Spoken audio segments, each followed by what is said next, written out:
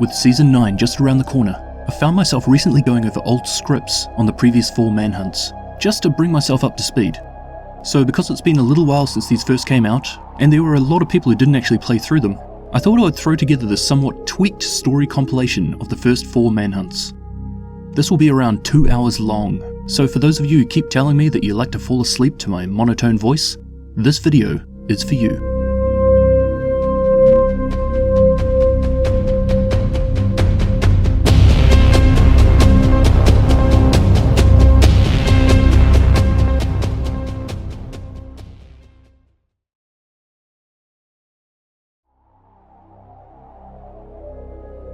With the fall of the infamous rogue agent, Aaron Keener, a new line of rogue agents were put into action to fulfill what he calls his legacy. With the first manhunt now concluded, what exactly were they trying to achieve?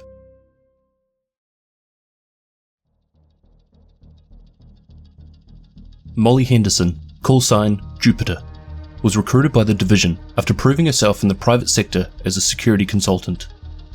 Leaning on her 4-year military background, Jupiter excelled in combat and physical training exercises.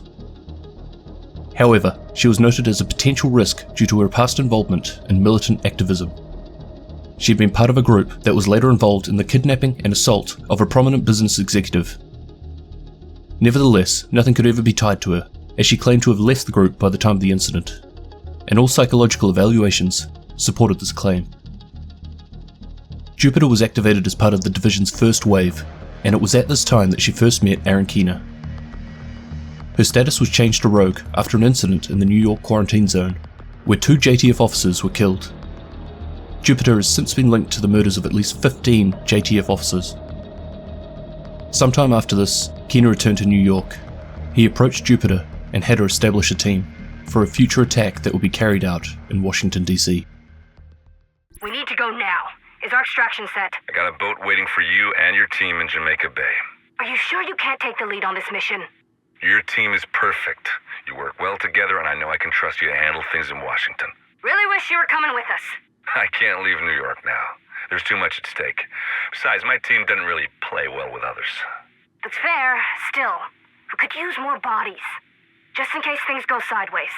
Don't worry. I won't let you go without backup. Conley's left you a present. You're gonna like it. Just don't forget to feed them.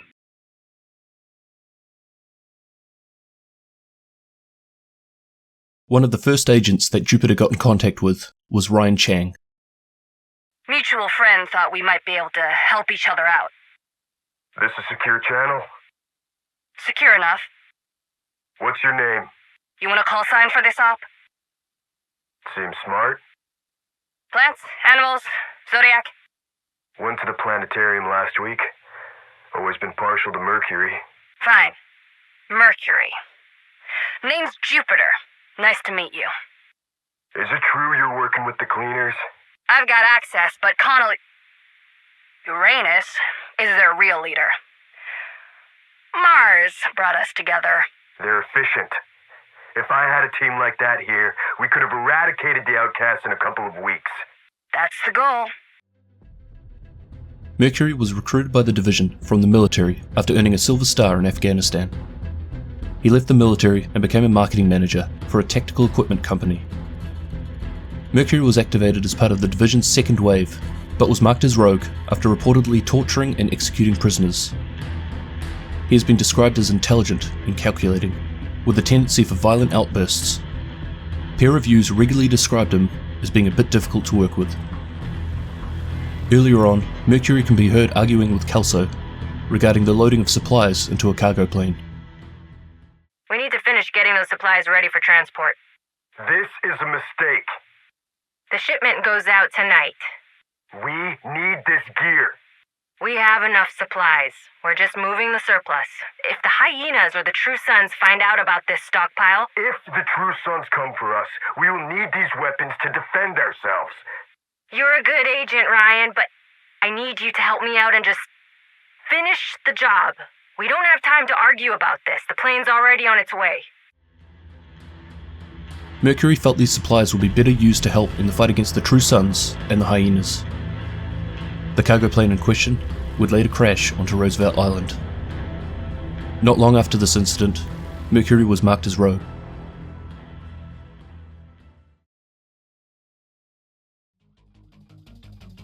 Chadwick Brandon, callsign Neptune, was a flight engineer at the time of recruitment and was activated as part of the division's first wave. His job was to contain the civil unrest in the early days and to secure the Midtown quarantine zone. Not long after activation, he ran into another agent called Mike.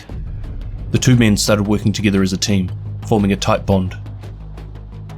During his time with the SHD, Neptune set up a lot of the critical infrastructure at the base of operations, including a set of backup generators that could guarantee stable power and communications. However, when the retreat was called in the quarantine zone, Neptune and Mike were left surrounded by rioters, and no JTF to support them. While under heavy fire, Mike was gunned down, while Neptune only just managed to escape. Dismayed by the loss of his partner and close friend, Neptune held a grudge towards the JTF. He went on to sabotage the generators that he helped build in the base of operations, in turn killing 8 JTF staff members and injuring 23 more. After that, Neptune disappeared. This is Division Agent Chadwick Brandon, reporting for Midtown Manhattan. Final Midtown sit rep. The JTF left us behind. We lost, I don't know how many agents because of it. People who relied on the JTF support but never got it. We were supposed to tackle this together, but when the shit hit the fan, it was clear we were on our own. Mike died because of them. We ran into each other when we first got activated. We worked well together. I wasn't there for him. No one was. And now I'll never see him again. We're not going to forget this. Jupiter managed to track Neptune down and reached out to him. They're looking for you. Let them come. You think you can handle it? When a full squad storms in and surrounds you? I'm not going down without a fight. I'll take some of them with me. You die, they win. I don't give a shit anymore. This world can get fucked for all I care. I know you're hurting. I'll leave you with your grief. If you're still alive and want to do something, you know where to find me. We can fuck the world together. Initially, Neptune refused, but after he'd been given a little more time to mourn and think over it, he got back in contact with Jupiter.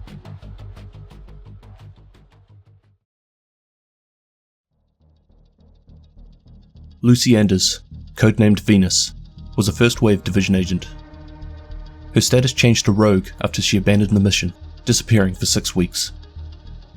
Investigations revealed that she had established her own safe house and was directly undermining the JTF's work by claiming critical drops in supplies destined for a JTF operations base. Later on, 3 Division agents were dispatched to retrieve the stolen supplies. They managed to locate Venus, but 2 of the agents were killed, and the 3rd was seriously injured. This agent was able to survive and record an eyewitness account of the incident.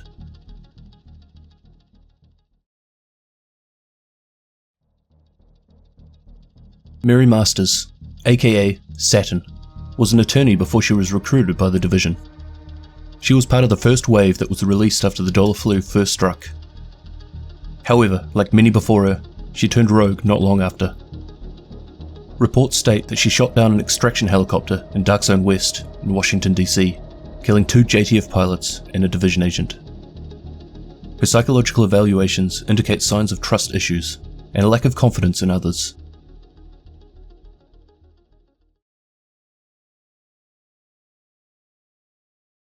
Mercury, this is Jupiter. Come in. This is Mercury. We're set. Moving out tonight. Should be in your solar system in a couple of days. What? Code? We're coming to your neck of the woods. Should be there in a couple of days. Oh. Why didn't you just say that? We all set? Yeah. Black Tusk invaded the island, but local agents cleared them. Doesn't appear our cargo has been discovered. We should still be good to go. Great. You send me the coordinates? Mars' network up and running yet? Local test runs, but not system-wide. You should still be able to send direct messages. Great. You need anything special? If your intel's correct, we should have everything we need from the crash. Uranus is working on some new prototypes. Specs are saved on the network. Hopefully, we'll be able to test some of them once we get to Roosevelt. Looking forward to it. Jupiter's team were preparing for the mission. Supplies had been stockpiled and were being loaded into the safe house. One of these included a red package from Aaron Keener. Jupiter, we got a care package from Keener. A red package. Yeah, I saw it. What do you want me to do with it? Get rid of it. I don't want anything to do with that. You sure? You saw what it could do at City Hall. This is the leverage Keener was talking about. This isn't some kind of silver bullet, Saturn. It's a fucking bioweapon.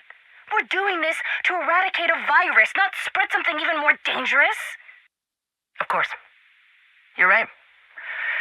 I'll destroy it. Just be careful.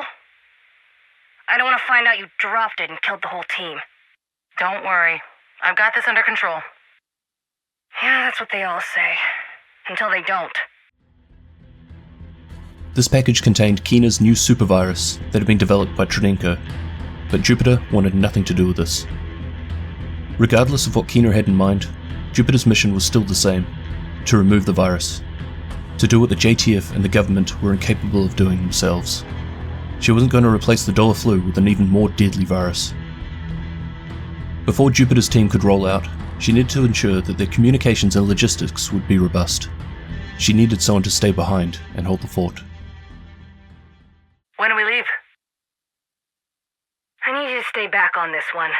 You're kidding. Look, Saturn, you know I trust you. Yeah? You're the best agent I've got. Venus can be a little unpredictable, and Neptune's barely keeping it together. Can you blame him? No. But that right there is why I need you here. You care about people. I need you to make sure the operation is secure. Fine. What do you need? Maintain the safe house. Keep comms open in case we need anything. You take care of the eclipse? Yeah. Found a way to neutralize the dispersal mechanism, put it in a hole, blew it up, and buried the evidence. I knew I could count on you. Next mission? You're with me in the field. Jupiter couldn't trust Venus or Neptune to stay on track. Saturn was the most reliable option she had. Alright, here's the deal. I know you're Conley's guys, I know you answer to her. But, until this operation is over, you answer to me and my crew. I don't want to have any problems. We have a long journey and a hard road ahead of us.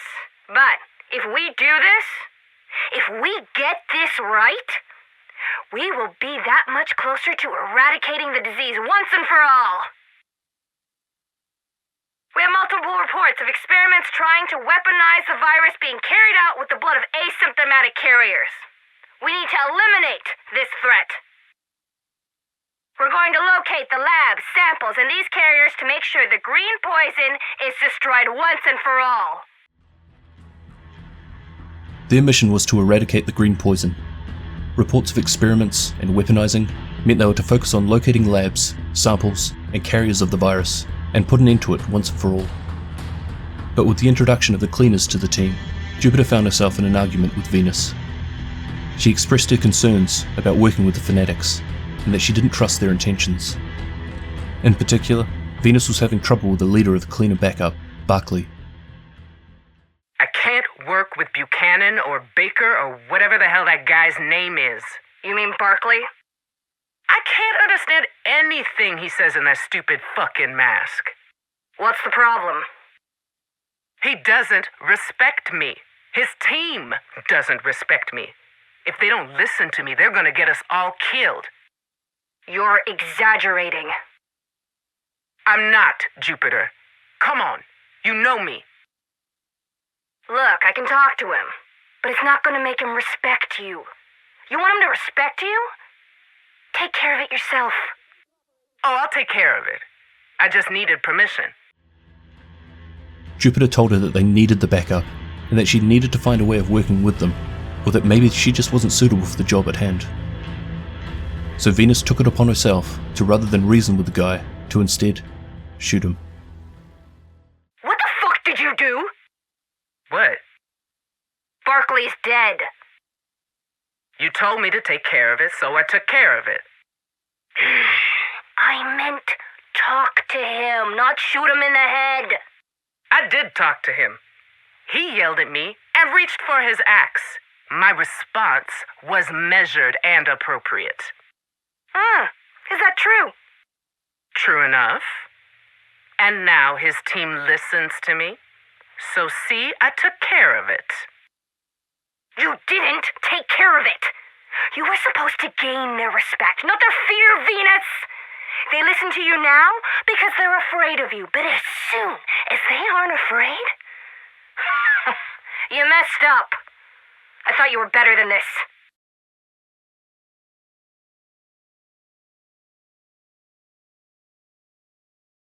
Mercury? Good to meet you, Jupiter. How was the trip? Fine. Couple of rough patches. Had to put out a couple of fires. You know, the usual. Everything set at the docks? We should be good. Supplies are a little low, need to send a couple of strike teams out for food, water, and weapons, but we've got plenty of space, and the boys are looking for fuel. You get me a list of what you need and I can help you make those strike teams. You're good. I'm efficient. Jupiter's team was now in DC. Mercury initiated his attack on multiple sites, including the Capitol Building, Lincoln Memorial, Space Administration HQ, and Air and Space Museum, capturing a number of the control points in between, while Neptune focused on the western side of DC. Venus made moves in northeastern DC, capturing multiple sites of value in Downtown East, Federal Triangle, and Judiciary Square, while Saturn continued to hold down the Safe House in New York. One by one, the division was able to locate the rogue agents in DC, including Saturn's whereabouts in Lower Manhattan. Although they put up a strong fight, the division agents were quickly able to eliminate them. While this was happening, Jupiter was still running point on the main mission. While her team was being hunted down and killed by the division, Jupiter was on Roosevelt Island. She was securing a newly developed EMP technology from a cargo plane that had crashed there some time ago. Combined with Vivian Conley's technology, these new EMP jammers were able to neutralize all non-rogue SHD tech and completely removed an agent's armor. Jupiter's goal was to capture this tech, get it operational, and ship it out to rogue agents nationwide. This would cripple the remaining SHD agents around the country. The purpose of her team of agents and the accompanying cleaners was to distract the division while she prepared Roosevelt Island. However, the division reacted faster than Jupiter was prepared for. The agents managed to overwhelm the rogues and push the cleaners back to the island, where Jupiter was forced to make a last stand. She ordered the cleaners to utilize all available EMP jammers to put a stop to the fast approaching agents. But it was too late. The division pushed through the defenses, destroying the EMPs, and found themselves face to face with Jupiter. And eventually, after a long battle, embarrassingly longer than I'd like to admit, the agents put a stop to her plans, killing her in the process.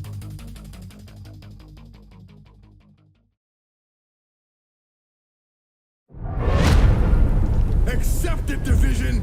This is a war you can't win! Keener's legacy will live on! I'd be dead if it wasn't for you. I won't let you down. Not again.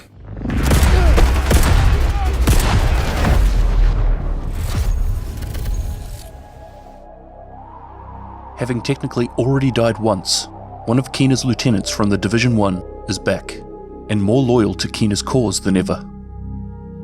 Hornet, Keener's most trusted agent, is leading a cell of rogues to fulfill his legacy. But who are they, and what are they planning?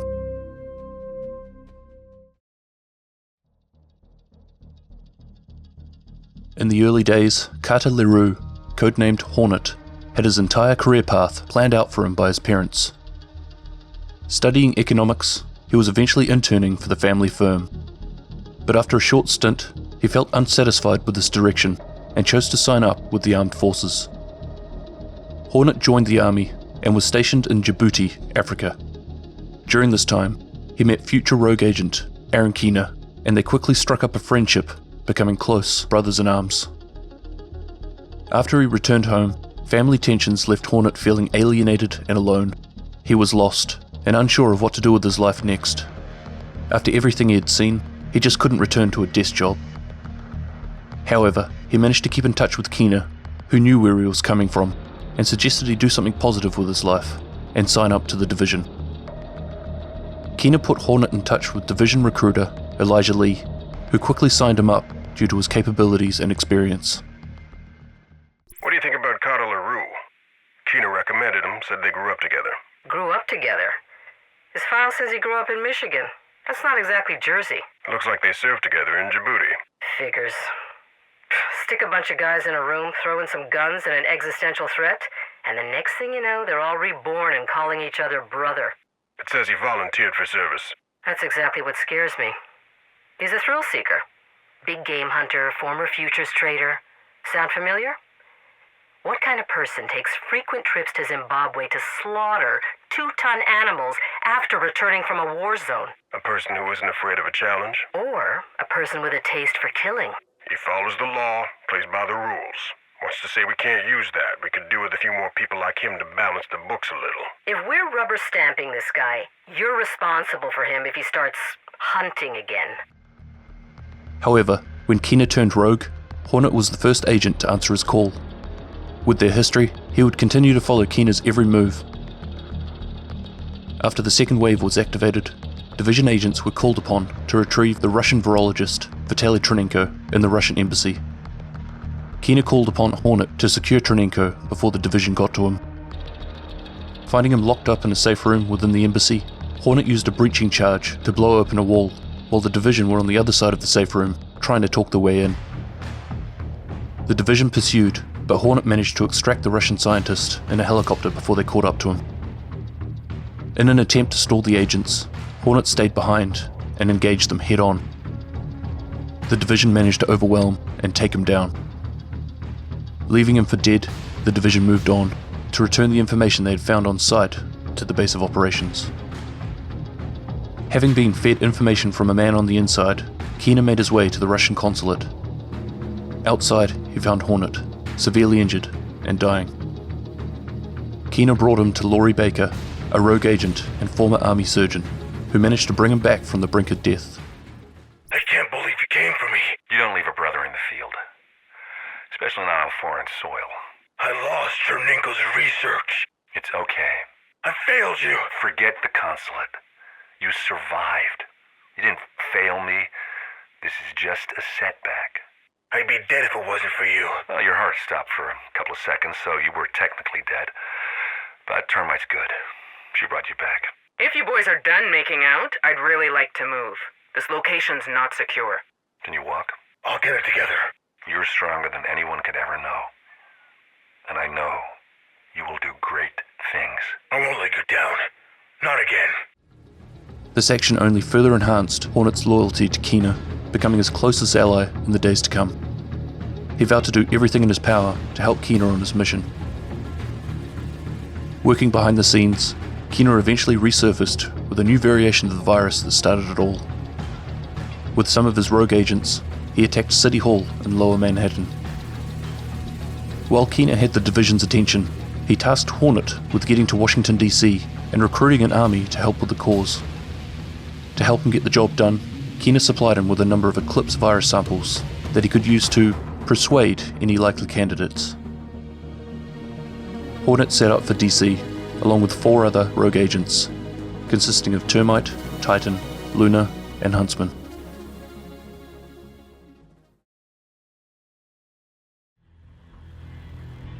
Laurie Baker, codenamed Termite, was trained as an army surgeon and took part in a number of military conflicts overseas.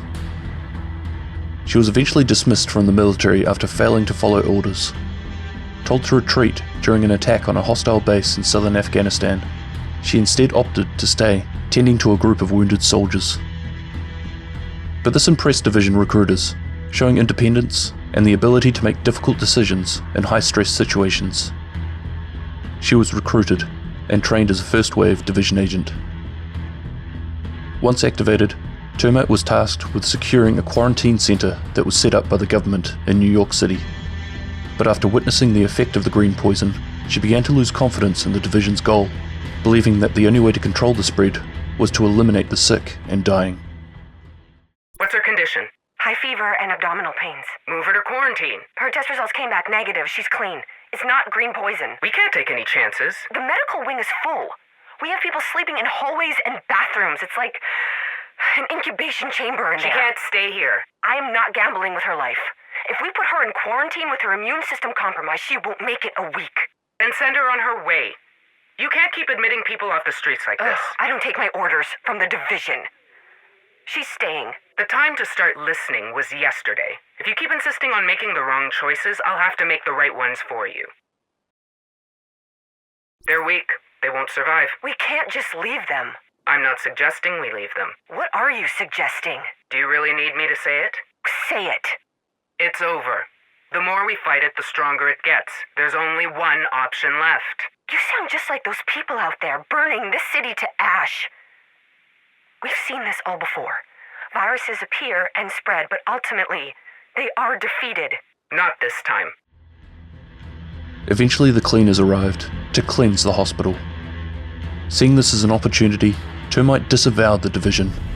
Instead of holding off the attack, she killed a number of division agents and JTF, allowing the cleaners to break through the defense, in turn killing all patients and staff on site. I'm impressed. I don't have time for your bullshit, Keener. It takes a particularly strong or broken person to facilitate mass euthanasia. You don't strike me as broken.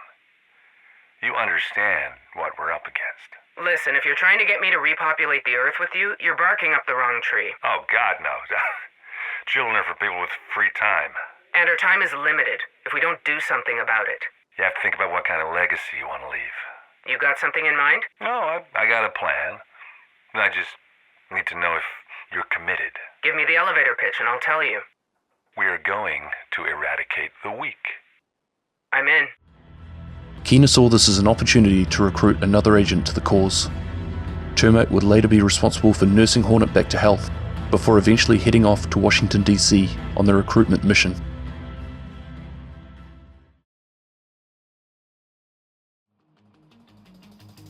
Tegan Silver, codenamed Luna, comes from the security industry, where she has extensive experience. She was working for the State Department in Washington, D.C. when she was activated. Her role was involved with closely monitoring internal operations. But when President Ellis ordered the JTF's withdrawal from the Dark Zone in New York, she began to lose faith in the government's ability to control the situation. You hear about New York? There's a massive outbreak and quarantine. Division agents have been activated to assist the JTF in regaining control of the city. Yeah, I heard. The JTF pulled out. Bullshit. Decided they lost enough people. Built a wall, locked it down, walled off the sick, hostiles, and any agent foolish enough to stay behind. They can't do that. They can't just leave agents to die. Apparently they can. We have to do something. We have to stop them. Who gave the order? Ellis. It's too late. Gave the order an hour ago. Rumor is JTF moved out and the cleaners moved in. They're currently sterilizing the area.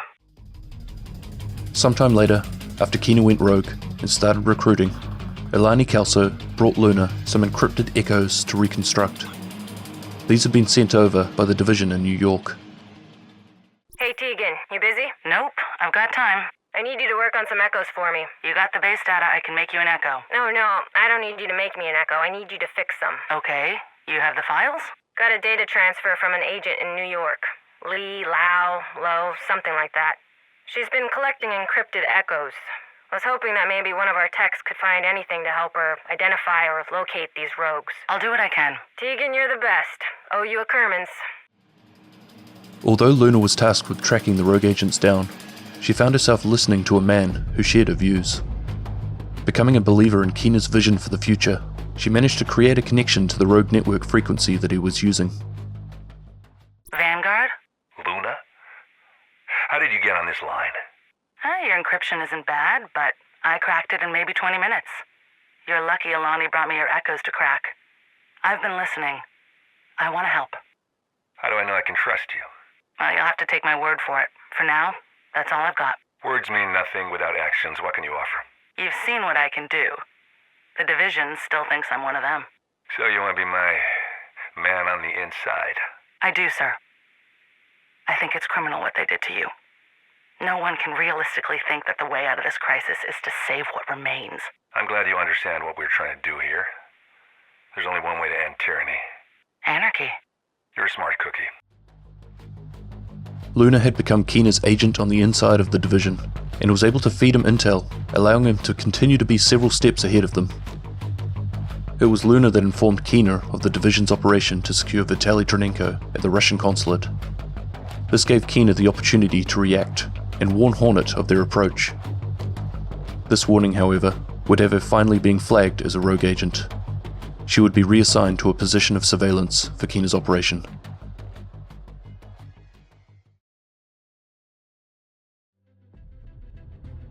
Elijah Lee, codenamed Huntsman, worked in the bomb disposal unit in Afghanistan. Over time, he earned a Silver Star for bravery. However, after tripping an explosive device one day, he was given an honourable discharge and spent a year undergoing physical therapy for his injuries. Later on, he was hired by the division as a recruiter. In fact, he was the one responsible for hiring both Keener and Hornet. When the situation arose, and the first wave of agents were activated, Huntsman used the opportunity to join them out in the field as an agent. But over time, like many before him, he lost faith in the division's ability to get on top of the situation, and with the deployment of the Last Man Battalion, he saw them as the ones who would be able to get on top of the anarchy that was starting to unfold. I just want you to understand one thing, Charles. I'm not doing this because I think the division was a mistake. I'm doing this because the division is failing. Right now, the Last Man Battalion has the best chance to take control of this shit show. Besides, I always look good in winter camo. Eventually, the division took down the Last Man Battalion leader, Charles Bliss, and after his death, Huntsman was left not knowing what to do, lost. Of course, thanks to Luna's intel, Keener knew all about his situation and offered him a job. I was sorry to hear about Bliss. Charles was a good man. Good men don't make it very far in this world. What do you want, Keener? To give you a job. I've got a job. Without Bliss, your buddies won't stick around. They'll join the next PMC to come along and promise them a hot meal. You know I'm not like that. I do. You're committed. You're loyal. Once you make a decision, you stick with it until you decide to abandon it. Only two things you've ever quit are the division and that Cocker Spaniel kept pissing on your carpet. Fuck that dog. And the ex-wife he rode in on. That's her problem now. This was her problem. Karen died last week. Well, I guess there's a silver lining. Where are you getting your intel? I got someone in D.C. Luna's got her ear to the ground and an eye in the sky. Say hi. Hey, Huntsman. Who the fuck is Huntsman? You are. If you're ready.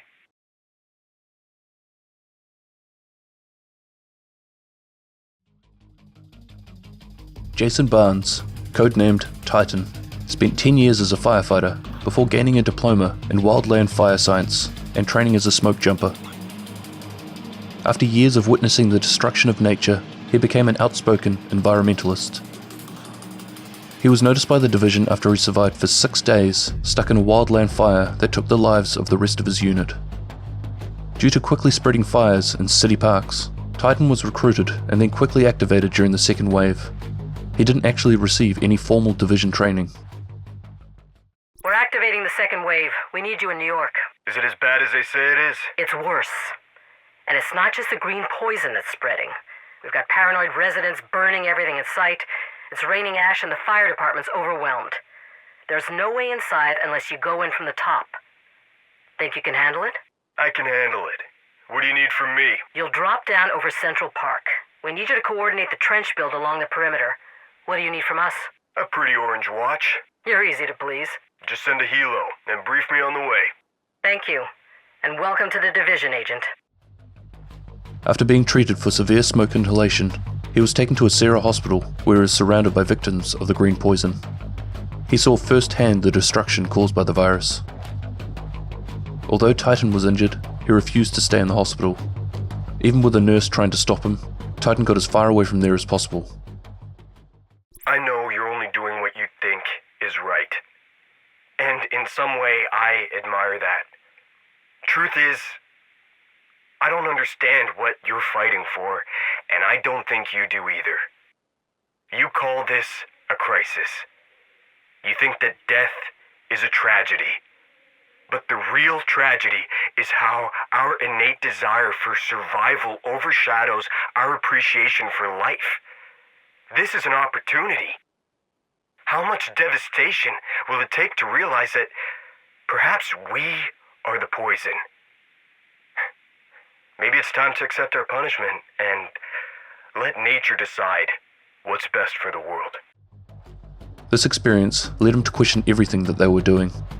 As a true eco-terrorist, he began wondering if this whole thing was nature's way of trying to survive. Jason Barnes, the agent with no official division training. Congratulations on the promotion. Seems like you're smarter than the rest of us. You didn't call to give me compliments, Keener. I liked your manifesto. Thought I'd share my enthusiasm. You've got it all wrong. Sooner or later, we're all gonna die. I guess the real question is, what do you want to leave behind? That's the point. I don't want to leave anything behind. Well, not even a legacy. Green poison will run its course, and then the same people who trashed this planet will try to rebuild it and end up destroying it for good. But with a little intervention, you could change that future. Even though the goals were different, the methods of getting there were the same. Titan agreed to join Keener and his rogues, and stop humanity from continuing down the same path they were headed before the outbreak.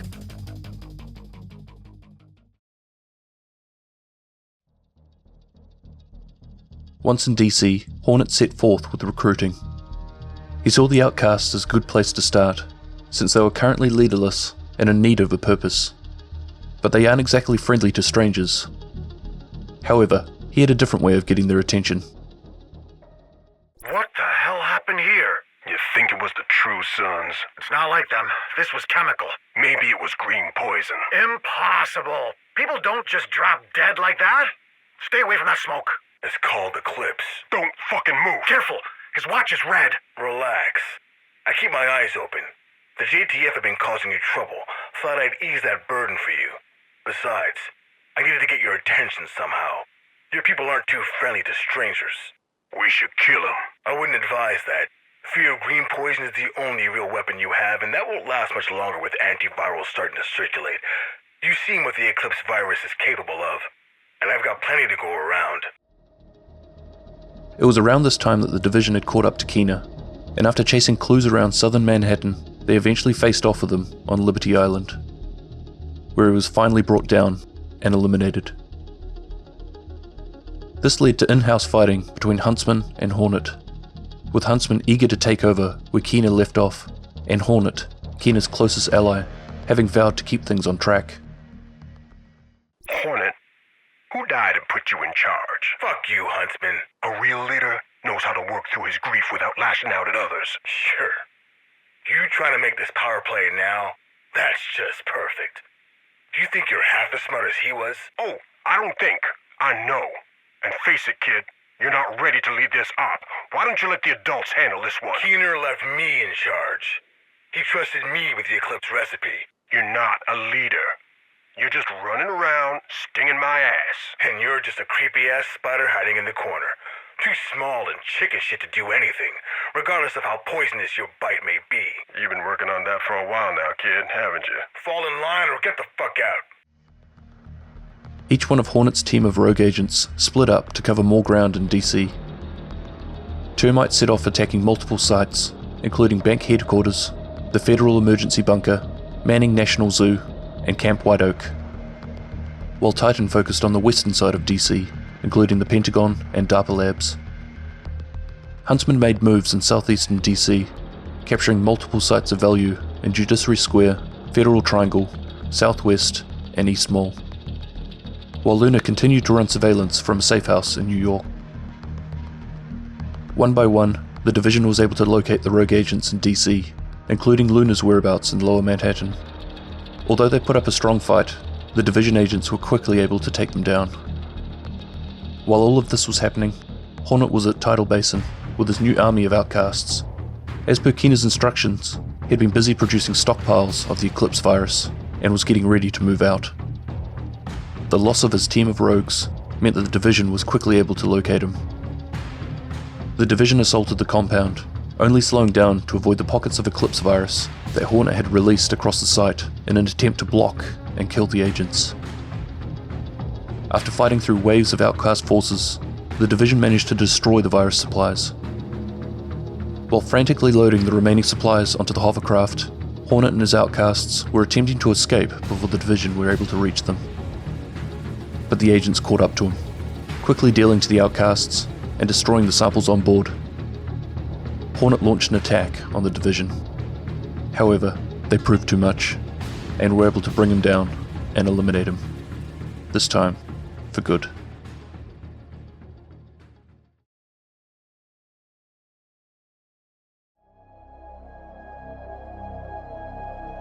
Time and time again, the Black Tusk have been hindering the Strategic Homeland Division's attempts at regaining control of the nation's capital. So it's finally time to remove the BTSU leader from the equation. But why does he suddenly have a bunch of ex-Division agents working with him? And what was with that bloody hunter that kept smacking me in the back of the head while my back was turned?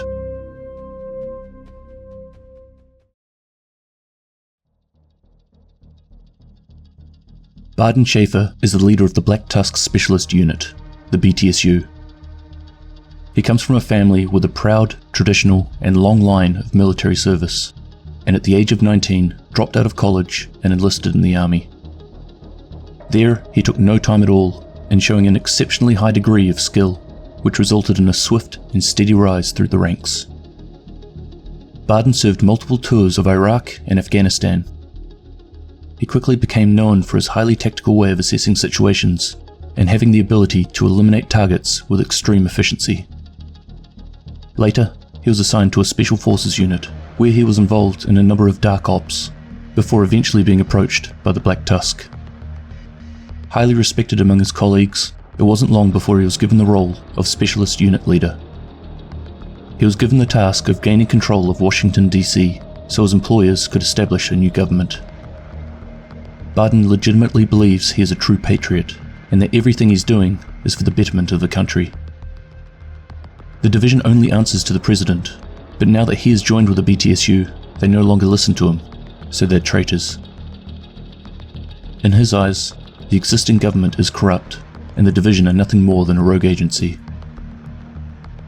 After the division discovered Agent Lau and Coswald had teamed up with Barden, they realized that his threat level was only increasing, regardless of how many of his ops that they were putting a stop to.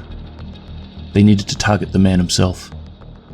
But Barden had been busy, and was recruiting other division agents too, ones who had had a change of heart and had turned their back on the SHD. Some of these rogues included Shade, Wraith, Dusk, and Belfry.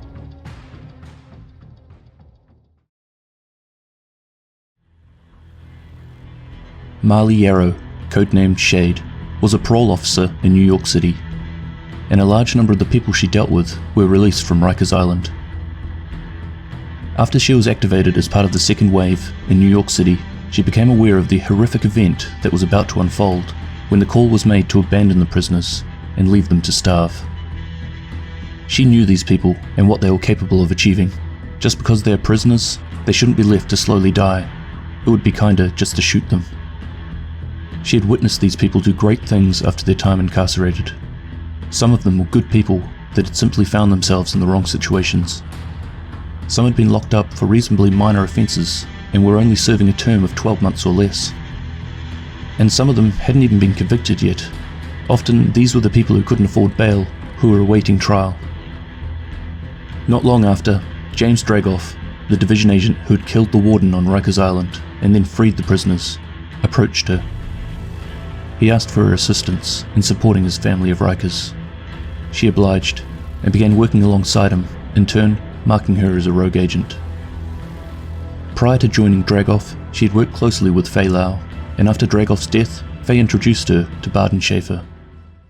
You'll get the delivery tomorrow. Thanks, Schaefer. You'll get that destabilization you're looking for. That's not the goal, Shade. We'll keep the division busy, so you can do whatever high-level espionage it is you need to do. Well, if you're so smart, why the hell are you running with the Rikers?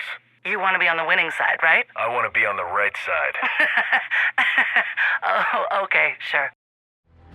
Not overly convinced by Barden's claims that he was fighting for the side that was right, she agreed to support him in exchange for supplies, that her Rikers desperately needed. However, gossip quickly started to spread through the Riker ranks about how she was working with Baden Schaefer. Delivery tomorrow. Get a recovery team together. We get coordinates or just hoping for some shit to fall out of the sky? We'll get them an hour before the drop. Safer that way. Shit, I was joking. I heard you talking to Schaefer? You forget that name. Okay. Stop playing. You know what happens to people who play with me. Sorry, boss. Not today.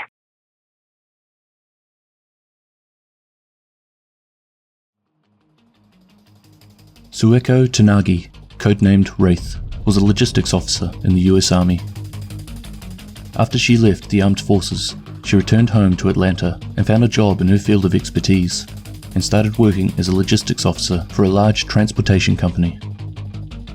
Later on, she was recruited by the division, and using the skills of her trade, she was activated to help keep Sarah's supply lines operational at a crucial point where the global economy was starting to collapse. However, at the same time, she was approached by the Black Tusk. She decided that this was the perfect opportunity and went on to exploit and control supply to both the US government and the global corporation that is behind the Black Tusk. Wraith is an opportunist and has no problem working both sides in order to benefit herself. She is arrogant, narcissistic, and gutsy enough to exploit two of the largest, most powerful organizations around. She is all about working the system, whether it be corporations or people. And when it comes to the hyenas, they are weak-minded substance abusers, constantly trying to get their next fix, and she's the one capable of fulfilling this need, in turn making them her puppets. She is very good at getting what she wants. Not long after going rogue, her and Baden made contact. Baden knew that Wraith and the hyenas would become a valuable asset in the days to come, so he was eager to win her over in order for her to assist in the operation.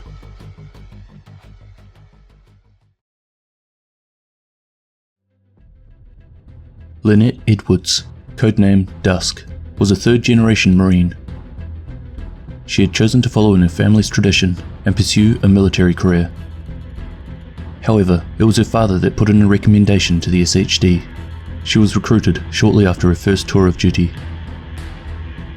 Dusk was activated in Washington, D.C., but it didn't take long for her to come to the conclusion that the institution was corrupt. In fact, she was finding herself more and more aligned with the True Sons' way of thinking than the SHD. Seeing all the tragedy caused by the virus and how overwhelmed the JTF had become, Dusk started losing faith in the division's ability to save Washington, D.C. She quickly came to the conclusion that more drastic actions needed to be taken to ensure their survival.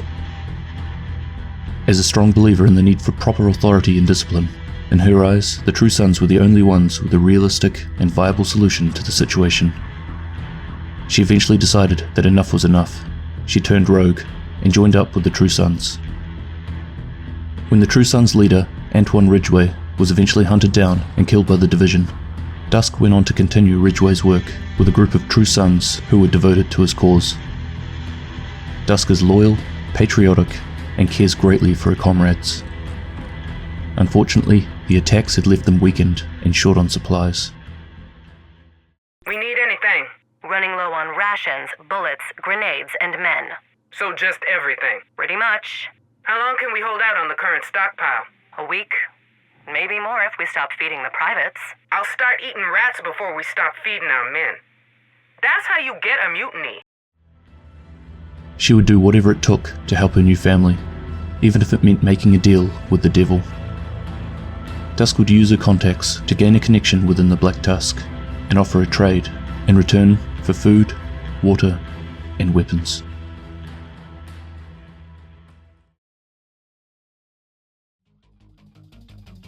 Skylar Williams, codename Belfry, served in the US Army and was eventually approached by the SHD and recruited as an agent. After retiring from the Army, he went on to become a local police officer in a predominantly residential commuter town. Following the outbreak, he was activated in his home state of Maryland, but was stationed at the Washington, D.C. Sarah Camp in DZ South. But unfortunately, it was his experience in these camps that would change his allegiance. He witnessed the insufficiently tested chemical called DC-62 being pushed into these camps by the people who were supposed to be protecting them. Belfry watched countless families succumb to this lethal yellow powder, gasping for air, clawing frantically at their throats, while the toxic fumes burned their lungs, causing asphyxiation and ultimately their death. Questioning his role as a division agent, feeling partially responsible and equally helpless at the same time, he left his post, in turn being flagged as rogue. Eventually he made contact with Barden, where he would offer his assistance in exchange for supplies. He was working to help other victims of these quarantine camps, the outcasts.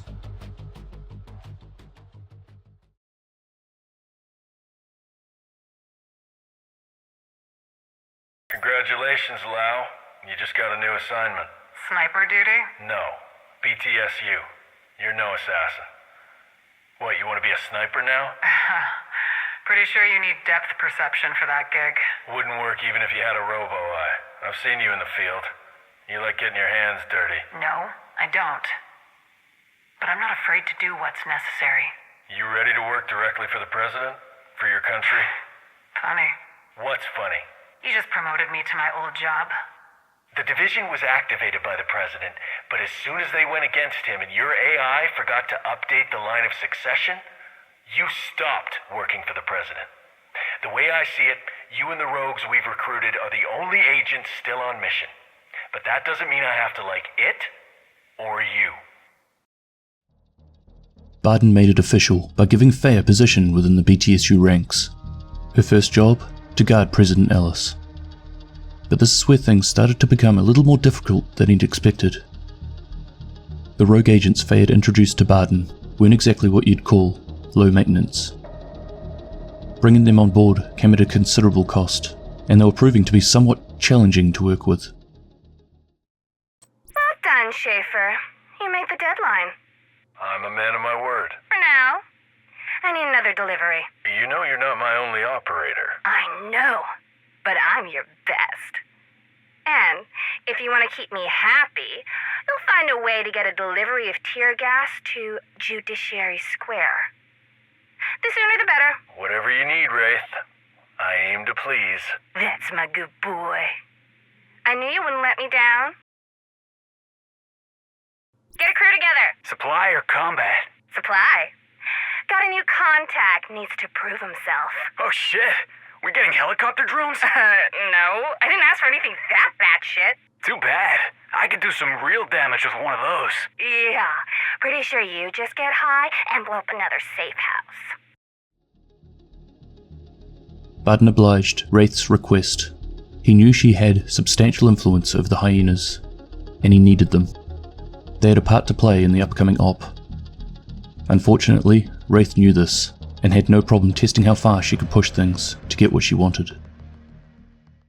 Schaefer! Wraith, what can I do for you now? You can get that tone out of your voice. What can I do for you, Wraith? You got an ETA on my delivery? Should have everything ready for your deadline tomorrow. Good boy. You sure you don't need anything else? Just the tear gas. When you said you were going to test me, I expected a test. You're still being tested. You haven't made the delivery yet. I value punctuality. I'm always on time. We'll see. Dusk contacted Barden and explained the situation that her and the True Sons were in. Supplies were critically low, and they didn't have enough weapons to go around. Barden agreed to the request of assistance, and made a deal where they would work together. Schaefer, need an emergency supply drop. What kind? Weapons or rations? Yes. Airdrop, or do you need a delivery? Whatever gets my men fed and armed by tomorrow. You got enough ammo to take on hostiles? 1 and 2 squads, then it gets dicey. I can arrange an airdrop and send coordinates. Have your team there in 2 hours. Thanks, Schaefer. No problem, Dusk. Schaefer, How can I help you, Dusk?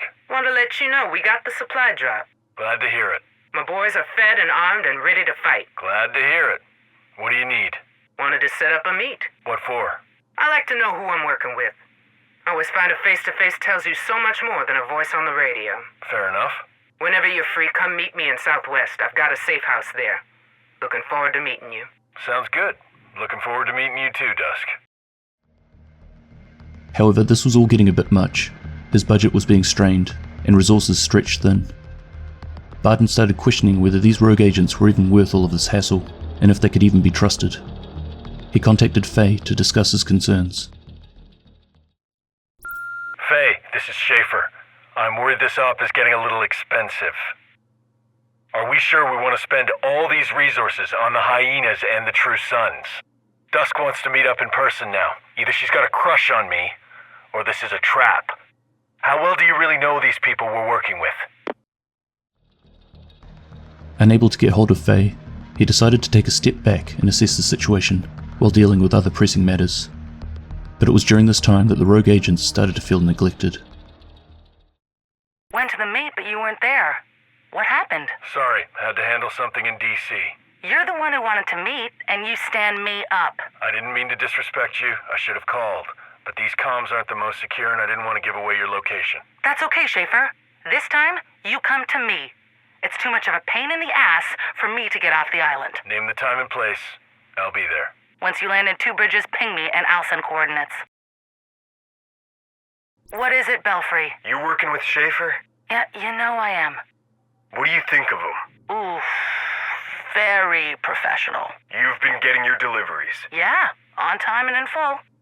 Fuck. You're not? No. Ooh, guess he likes me better than you. Dusk. What is it, Belfry? What do you think of Schaefer? You like working with him? He's my bitch. What's not to like? You getting your deliveries? Yeah, he saved my ass last week with a ration supply drop. Fuck. He blowing you off? He's not responding to my calls. Maybe he realized your crazy ass was a lost cause and cut his losses. Thanks, Dusk. Hope he cuts you too. Schaefer, this is Belfry. Come in. What can I do for you? We're running low on munitions, incendiaries, and rations. We need a delivery yesterday. I can get an airdrop put together for you in 2 hours. Have something to take care of first. Just need a drop zone. West End. I have a recovery team based there. Perfect. I'll put it together. Hold tight. The supply drop will be there soon. Don't leave me hanging again. I wouldn't do that. You can trust me. And as every parent knows, when the kids feel neglected, they start to play up. I don't know if you're new to this whole comms thing, but you should really be using code. Or get us more secure channels. I've got to work with the tools at my disposal, Wraith. Seems a bit reckless. Makes me worry about you, Schaefer. Sweet of you to worry. You're sloppy. Either you're trying to get yourself, or me, killed. And if you're trying to get me killed, I hate to disappoint you, but better men have tried and failed. Wraith, I'm not suicidal, and I know that your position with the hyenas allows us to operate more freely in DC. I see your value. I am not sloppy. But resources are limited, and we all have to make do with what we have. Well done. You didn't yell at me. You had a reasonable answer for your way of working, and complimented me. Well done. You passed the test. Barden is a patient man who had no problem staying composed, as he has dealt with many challenging situations in his career, but he was starting to doubt whether he could work with these people. Unable to get in contact with Faye, he talks to someone by the name of Natalia Sokolova. Natalia, I'm not sure about this op. They wanted Black Tusk to collaborate with the government. This is Faye's chance to prove her agents are worthy, and our chance to keep my business partners happy. I think the only thing she's proving is the division really needed a better screening process. You brought her in. Her failures are yours. Fix it. I do not tolerate failure. I understand. It isn't clear who Natalia is to Barden, but she's certainly the one calling the shots. She could be someone further up the chain within the Black Tusk, or maybe even the main contact for the organization that has employed them.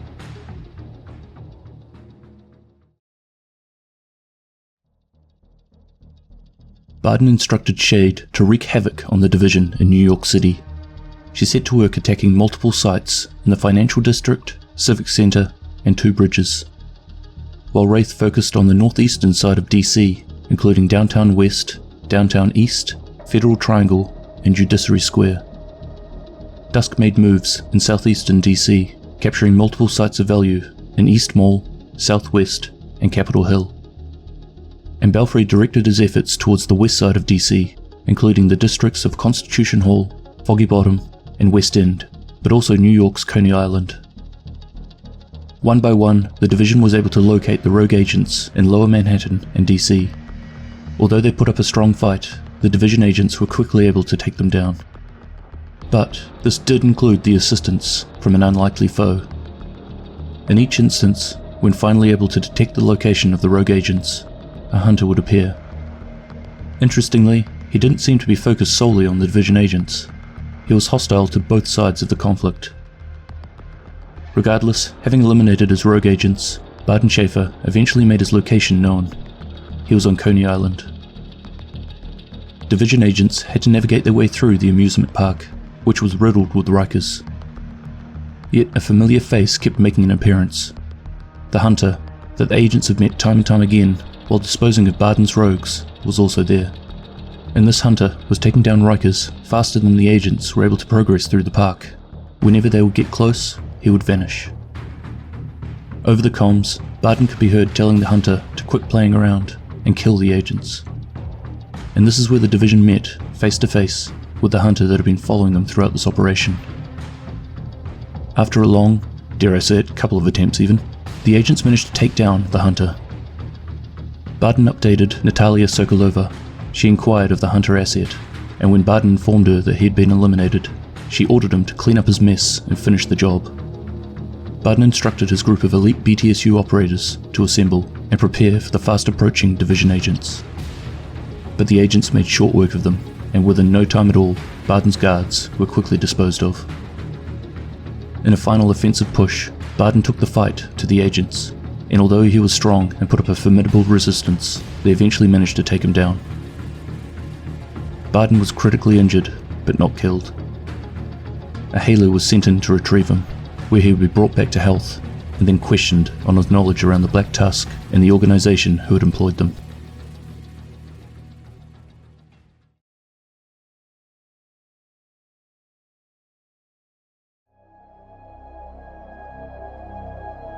Manhunt Season 4 is now open, and for the first target, agents are tasked with locating Bridget Douglas, codename Viper.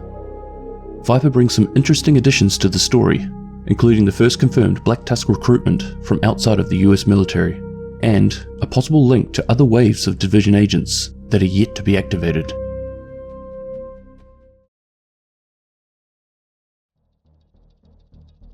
Viper is the only child of Charles Douglas, the co-founder of a military equipment company.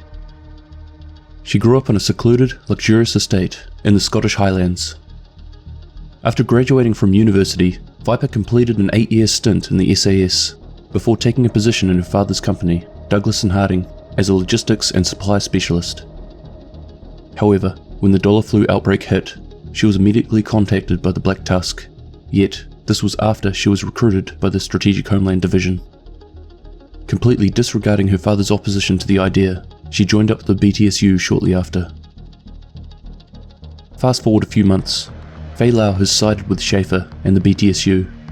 She was inducted into the group, meeting several prominent members, and Viper was among them. SAS. That's impressive. Logistics and supply specialist? Not that impressive? You shouldn't do that. Do what?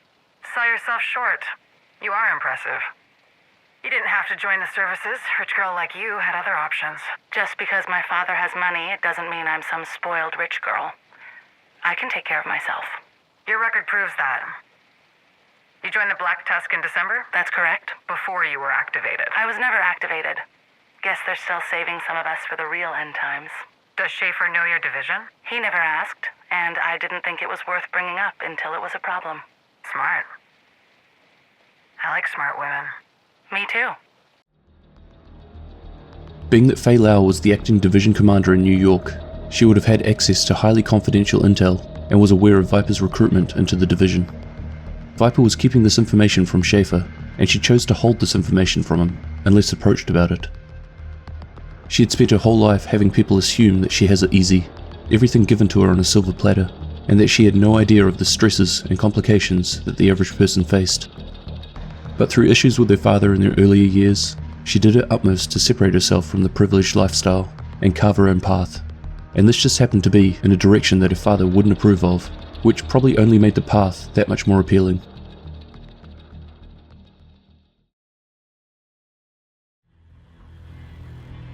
Following the outbreak, Charles Douglas can be seen talking to his business partner, John Harding. John, in the 27 years we spent building D&H, have you ever known me to be a paranoid lunatic? Of course not. But there is no conspiracy, Charles.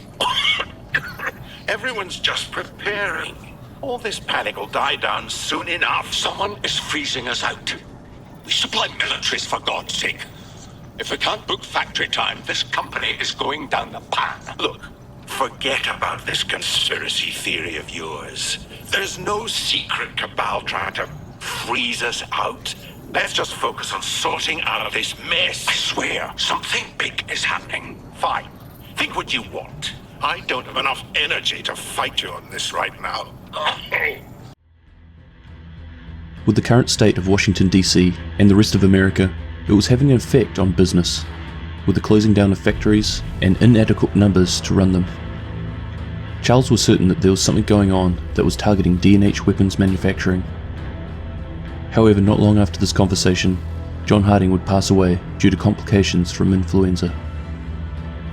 As the situation continued to get worse in DC, Charles eventually relocated to the White House, where he is working, and I use this term very loosely, as the range officer in the shooting range. As a father, Charles was very hard on Viper.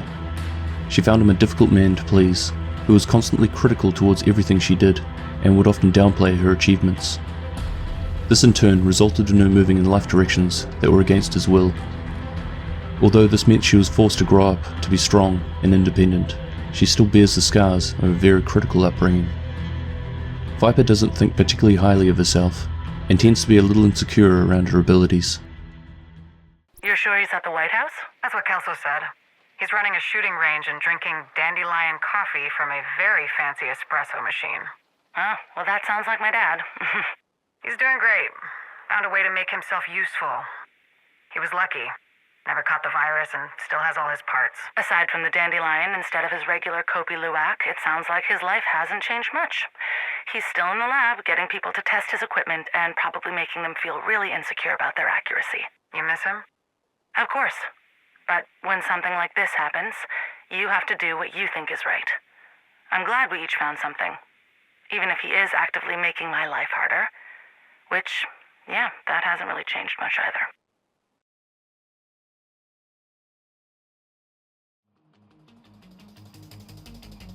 Leading up to the operation, Faye discusses the role that Viper will play.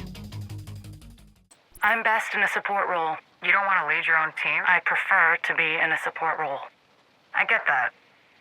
Some people aren't cut out to make the hard choices. Oh, that's not what I'm worried about. What are you worried about? Being responsible for my team's life. You'll make sacrifices to save them. No. That I'll consider their deaths an acceptable loss. We know what we signed up for. We assume this is a suicide mission. If you make it back home, that's the unexpected outcome. You worried about survivor's guilt? Can't be worried about something you can't control, and every mission I come back from, I never feel guilty. Not about being the one that comes back. Other shit. Sure. But never that I survived. Viper isn't interested in leading a team, not because she's scared of the responsibility, more that she's worried about treating them as expendable. In her career, she was always aware of what they were there for, and that there was a chance that they may never return. But in this situation, the men she would lead would be relying on her to keep them alive. Regardless, Faye pushed her out of her comfort zone and assigned her a squad. How's it feel? Good. Weird. I like being in charge, but yeah, it's weird being the one people are looking to for guidance. Your team speaks highly of you, Viper. You're a natural leader. Likeable, kind, tough when you need to be.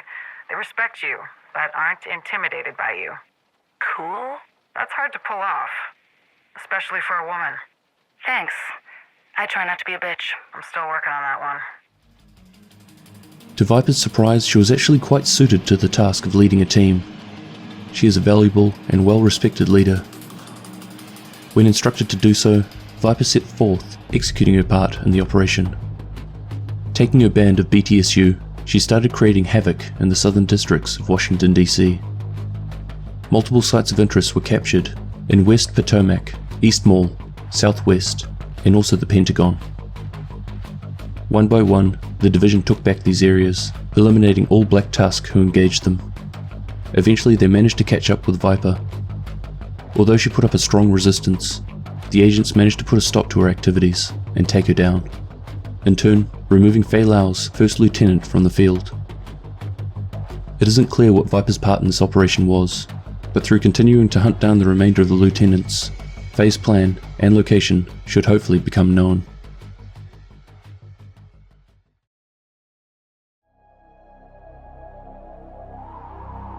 The latest target in the Season 4 Manhunt has confirmed a few suspicions that have been discussed up until now. Felix Sokolov has been reunited with his sister, and he is thrilled to be able to grow and work together in her newly acquired empire. But does she share the same intentions?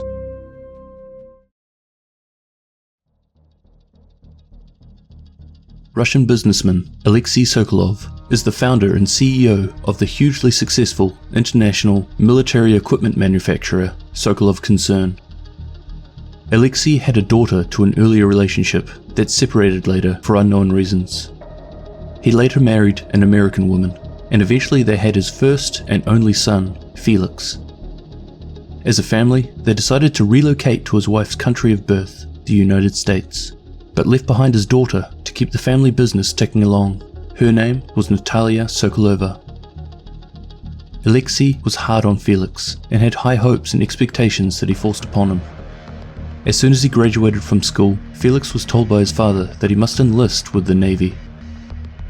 While on deployment, his father died under suspicious circumstances, and after a lengthy court battle, Felix's mother was eventually convicted of his murder. When his tour was over, he moved on to study medicine at Johns Hopkins University. It was during this time that he was recruited by the Strategic Homeland Division. But regardless, sometime after completing his study, he was approached and recruited by the Black Tusk.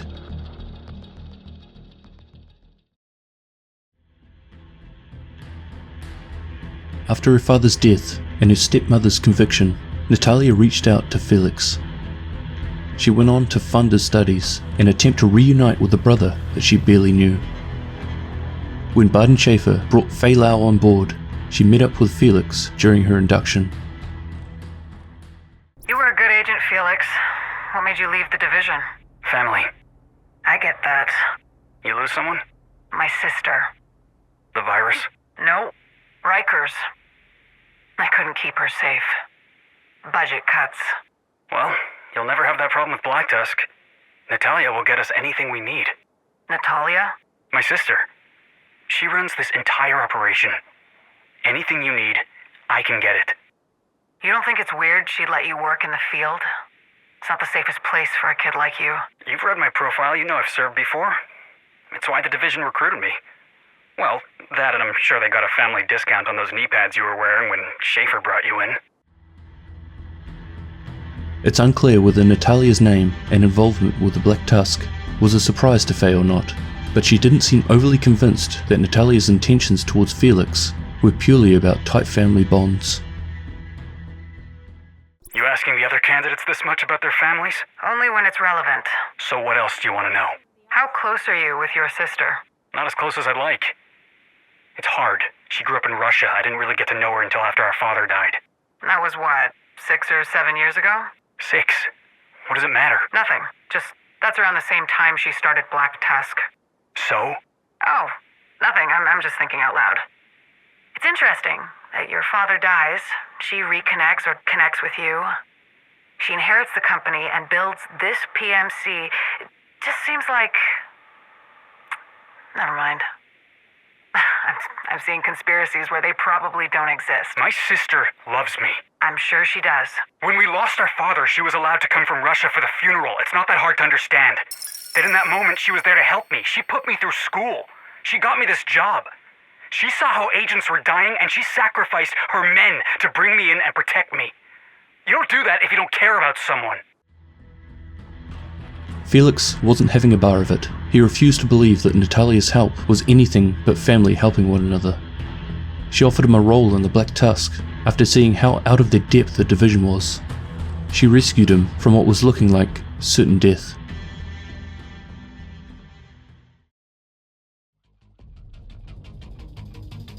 Before the main operation, Faye talks to Felix about escorting a VIP. Kestrel, get your team ready. Got an assignment? Nothing too big. Just need you to escort a VIP. Babysitting duty? Seriously, don't you have some grunts who can do this? Trust me, this escort is too important to leave to a rookie. Well, now you've got my attention.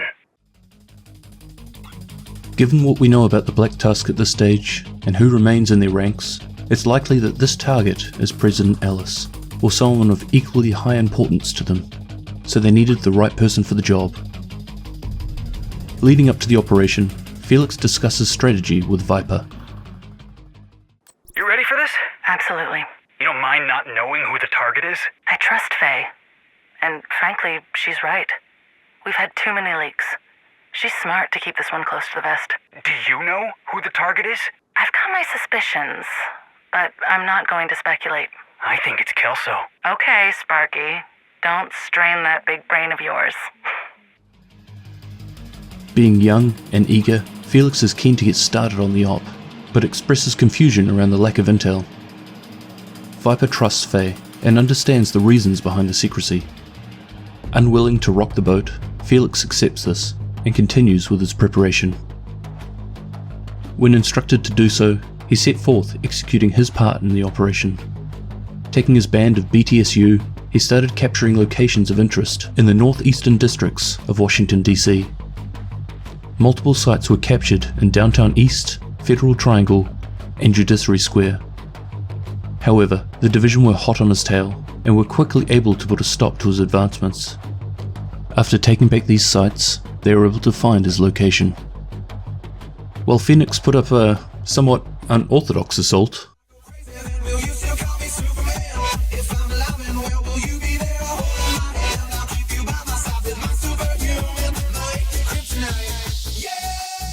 the division was eventually able to push him back, taking down his BTSU guard and eventually eliminating him in the process.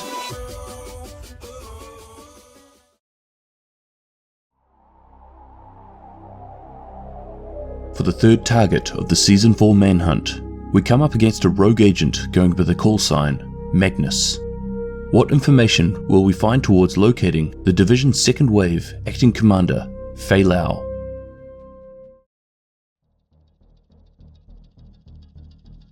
Dustin Xavier, codename Magnus, grew up in Atlanta, Georgia. A true patriot at heart, he went on to join the US military to do his part in fighting for and protecting his country. During his second tour in Afghanistan, his unit was struck by an improvised explosive device, and they were ambushed shortly after. After showing extraordinary heroism during this incident, he later received the Valorous Unit Award. It was at this point that he was approached by the SHD and recruited shortly thereafter. However, it wasn't long before he started questioning how well prepared the division was with their mission.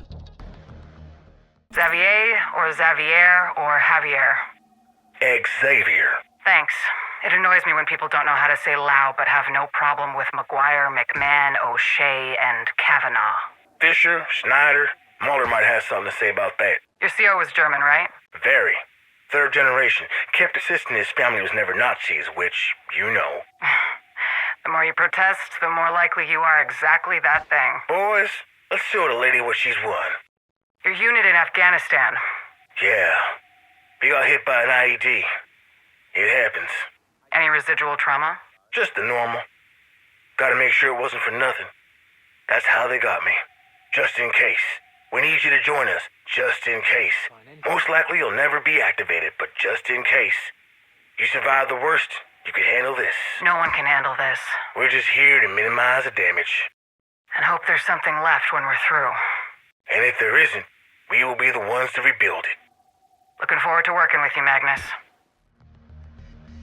He came to the conclusion that the recruitment process was more about getting numbers and ticking boxes, rather than being adequately prepared for such an event to occur. And this was only further supported when he witnessed the lack of equipment and resources allocated to agents, and how hugely insufficient it was to handle the crisis at hand.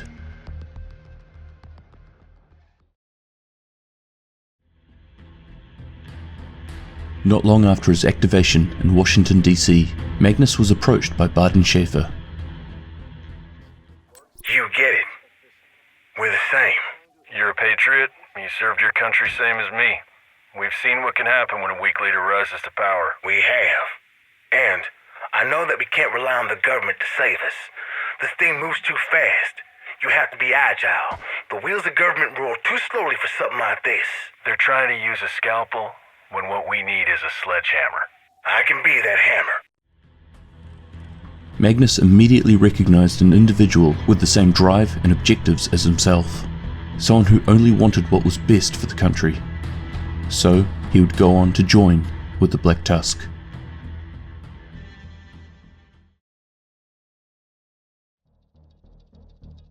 Magnus would later be assigned to Fei Lao's unit of rogue agents, but his demeanor didn't exactly have him fitting in with the rest of the team.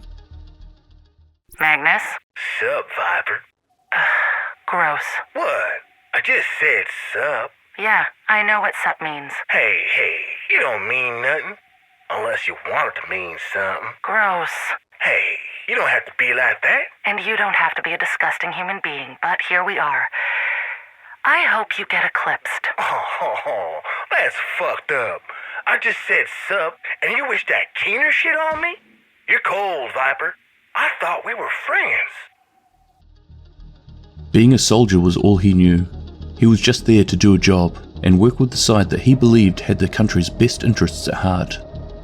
He wasn't there to prove himself.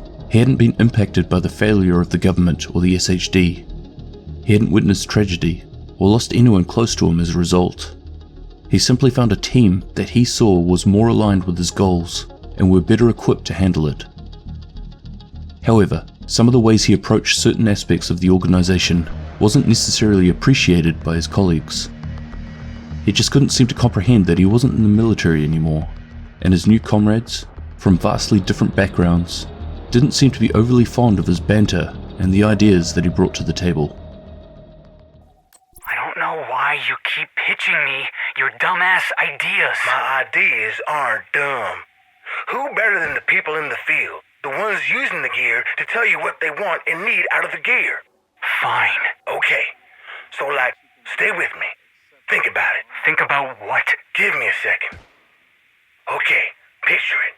You're out in the field. You got hostiles on your right and left. Yeah, so it's a Tuesday. You see an opportunity to run and slide into cover. But there's mud. Yeah, summer in D.C. Lots of mud. Got it. And you've only got one pair of pants. So what do you want? What if your knee pads had quick deploy shin and hip guards? You want my sister to make knee pads that have quick deploy, sliding shin, and hip guards, so you don't have to wash mud off your pants? Yeah. Think how awesome that would be. Yeah. I'm not calling her for that.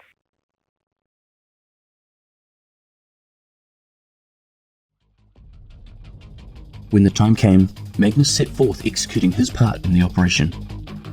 Taking his unit of BTSU, he started capturing locations of interest in the western districts of Washington, D.C.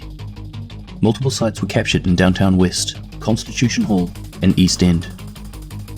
But as has happened time and time again, the division were there to stop the rogue advances. The SHD were able to quickly and efficiently remove any trace of his movements in D.C., and eventually caught up to him. Taken by surprise, he put up a valiant fight, but was no match for the agents.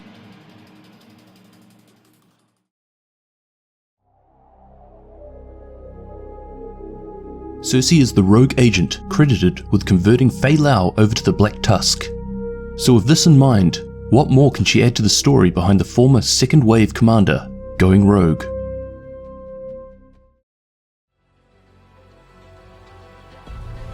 Alicia Coswald, callsign Cersei, grew up in Brooklyn, New York. Although she didn't come from money, she more than made up for it with determination and dedication. Cersei is a confident, proud American citizen with an optimistic and positive attitude towards everything she sets her mind to. After doing a tour in the army, she took advantage of the GI Bill a law that was introduced in 1944 that helps veterans with the funding towards education, including college, graduate school, and other training programs. It was during this time that she was approached and then recruited by the division. After graduating college, Cersei went on to teach English as a high school teacher, and it was around this time that the dollar flu was first released into New York City. It wasn't long after she was activated that she realized that the division was hopelessly unprepared for the situation they were facing. As a strong, patriotic individual, she believed that the SHD didn't have what it took to get the country through these difficult times. Cersei was eventually approached by the Black Tusk. Having already lost faith in the division, it didn't take much convincing to bring her over to their side.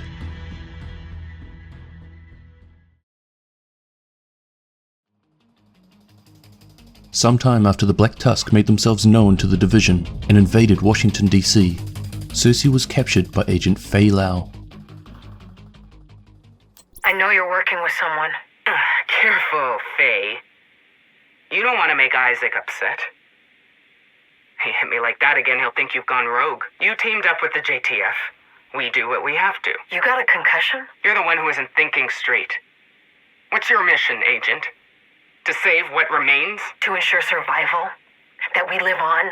That when we finally get back on our feet, there is something left to stand on. Cool story, Faye. And how's that working out for you? It's hard, but we're stable. Sure. For now.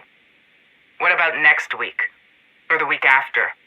Or when you haven't had a Sarah delivery for months and the medicine runs out and the people who work together so well right now turn on one another? What are you gonna do then, Faye? We will adapt. We will work together and find a way to move forward. And when they steal your tech and turn your turrets against you, what'll you do then, Faye? What I have to, Alicia. I'm doing the same. You're not there yet, but you'll see we're the same. I'm not like you. I'm not a traitor. I'm not a traitor. I'm effective. I can see where this is going and who can actually make a change. You'll figure it out eventually. Or you'll die. Either way, my boys will find me soon enough, and then you'll need to make a choice. What choice is that? To let me go. Or see if you're good enough to take on my team. Who are you working with? Still haven't figured it out. Thought you were better than this. I just want to confirm it. You scared? Never.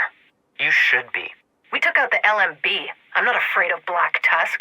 So you are as smart as you pretend to be. I'm a lot of things. You shouldn't underestimate me. Now, tell me about your first meeting with Schaefer. How do you know about Schaefer? Cersei was surprised to learn that Faye knew of Barden Schaefer.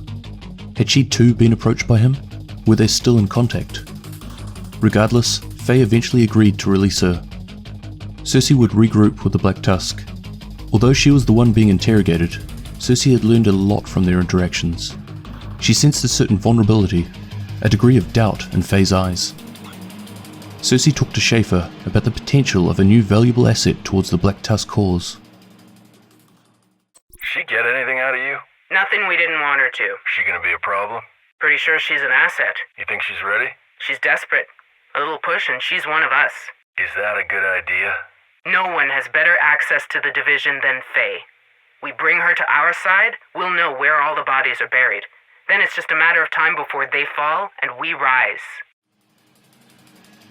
Although apprehensive about the idea, Schaefer takes Cersei's feedback on board and proceeds with plans to entice Faye over to their side.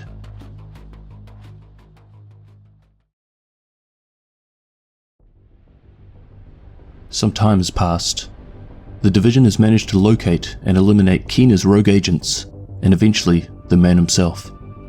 And this is when it was made known that Faye Lau herself has gone rogue. I can't believe we're working together again.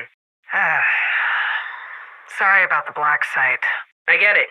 You didn't know what this was. You're right, I had no idea what this was.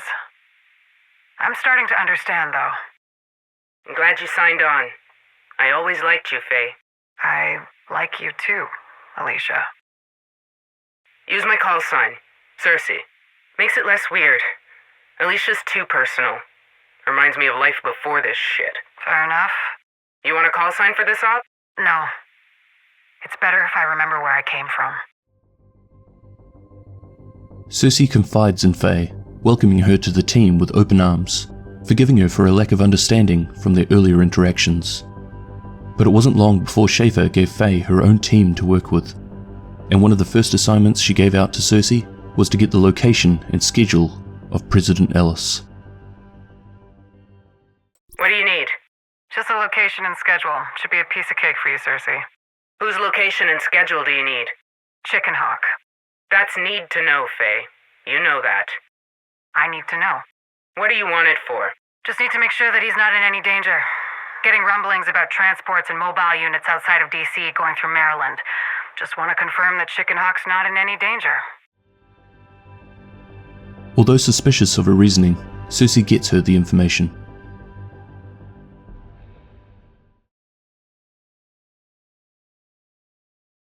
Schaefer really knows how to pick them. Hey, he picked me. We're different. His original squad, complete fuck-ups. You're not wrong. How do you lose the Pentagon? How do you lose a bioreactor?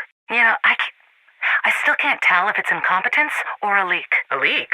Someone on the inside leaking intel to the division. Why would you say something like that? Makes more sense than Wyvern losing the antivirals and random agents getting lucky. Wyvern wasn't stable on the best of days. For an elite squad, our comms should be secure.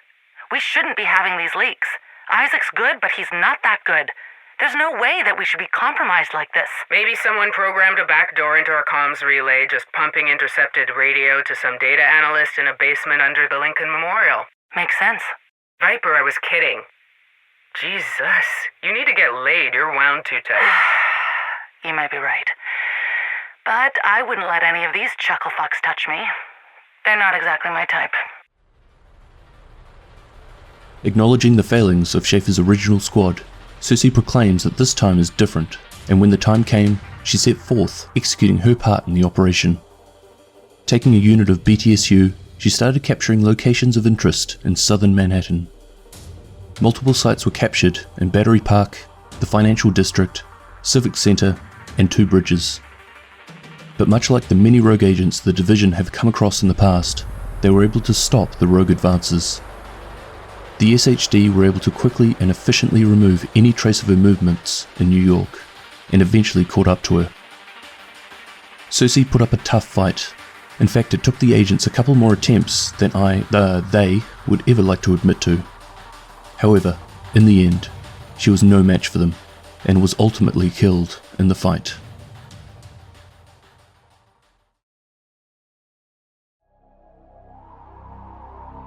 Faye Lau was one of the division's most trusted agents.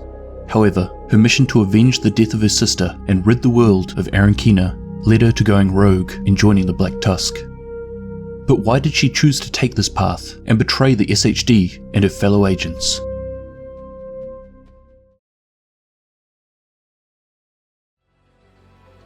Faye Lau is a second-generation Chinese American.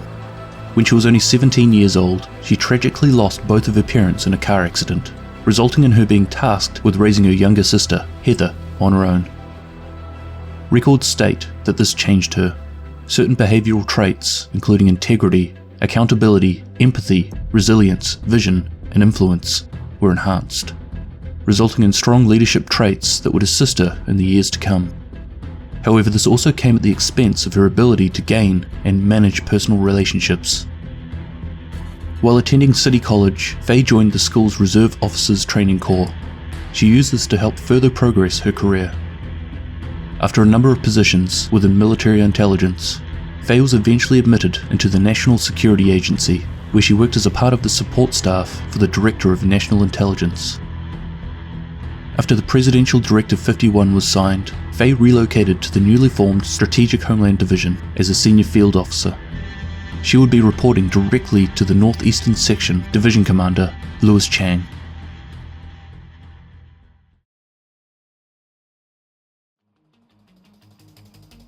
Shortly after the first wave of division agents disappeared, President Waller activated a second wave of agents into New York City and ordered Commander Chang to personally lead the operations. Faye was activated to serve as Chang's second-in-command. But as the helicopter was approaching its destination to pick up Faye and the remaining agents of the second wave, it was shot down and destroyed, killing Commander Chang and seriously wounding Faye. Her injuries meant that she had to be removed from field work. But as Fei Lau was now the most senior agent in the city, she continued to serve as the acting division commander. From here, she was the primary contact and strategic support for all remaining second-wave division agents in New York. Months pass. The division have made vast steps in regaining control of New York. All major hostile faction leaders have been killed, and a number of parts of the city were starting to rebuild. Furthermore, intel suggests that the first-wave rogue agents have left the city, along with their leader, Aaron Keener. More months pass. The division's network was taken down, and protocol dictated that all available agents must get to Washington DC as soon as possible. But Fei made the choice to stay in New York to stop them from losing the foothold they have gained over the months prior.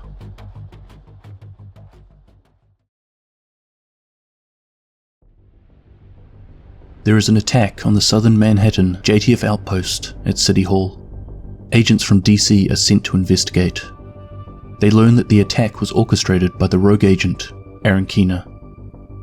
It has now been over 8 months since the majority of the division agents headed to DC, and Fei had finally recovered from her injuries. However, something else was coming, and this would see Fei's whole world come crashing down. A settlement in Hell's Kitchen district has been attacked by Rikers. With near to no defensive systems, and a dwindling amount of JTF to properly guard and patrol the facilities, there were massive casualties, including Fei's sister. Nevertheless, with help from the division agents from DC, she continues the hunt for Aaron Keener. It was around this time that Fei manages to capture a rogue agent who just happens to be working for the Black Tusk, Agent Alicia Coswald, otherwise known as Cersei. The following weeks would see the division locating and eliminating Keener's rogue agents, and eventually the man himself. But even more shocking was the revelation from New York's #1 agent.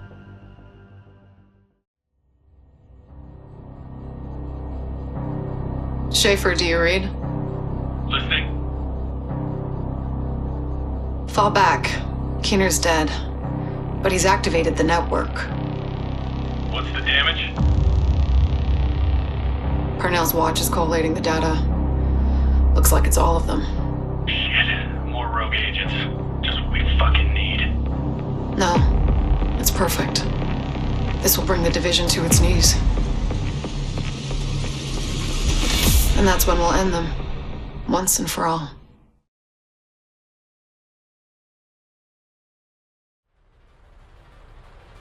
Although still apprehensive of his decision to join up with the Black Tusk, Fei meets up with Bard and Schaefer to discuss plans going forward. How's it feel? Comfortable. Lacks personality, though. Easier to spot a friendly in the field. The uniform doesn't guarantee you're a friendly. Fair enough. I like your style, Lau. No bullshit. I think you'll fit in well here. Me too. Do I get to build my team? Are you testing me out with an established squad? Are you worried about getting hazed? I've had to break into boys' clubs before. I know how you like to test people. Finish this up and we'll talk about building your own squad. Copy that.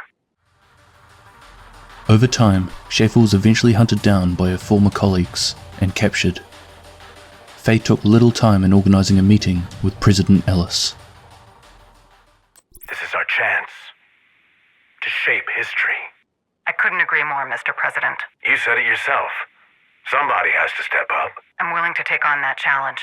If we're going to get this country back on track, we have to be willing to do things that won't be popular. I know that you and Schaefer had a rather contentious relationship. I hope our collaboration will be more efficient. I look forward to meeting you in person. That can be arranged. Excellent. See you soon, Mr. President. What an asshole. After finding out Ellis's whereabouts and schedule, Fei caught up with him at Camp White Oak. And when the time came, without hesitation, she gunned him down where he stood.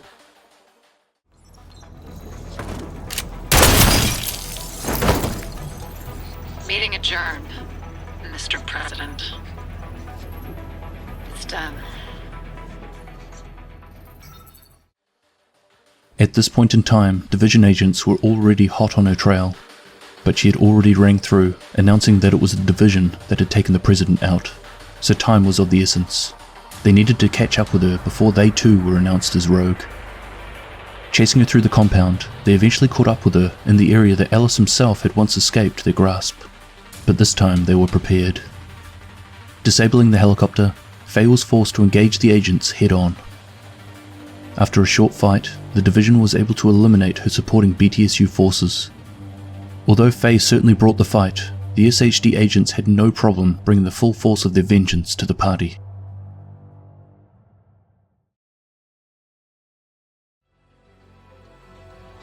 Let's face it, I haven't heard from a single person that wouldn't agree that this was a disappointing end to the manhunt.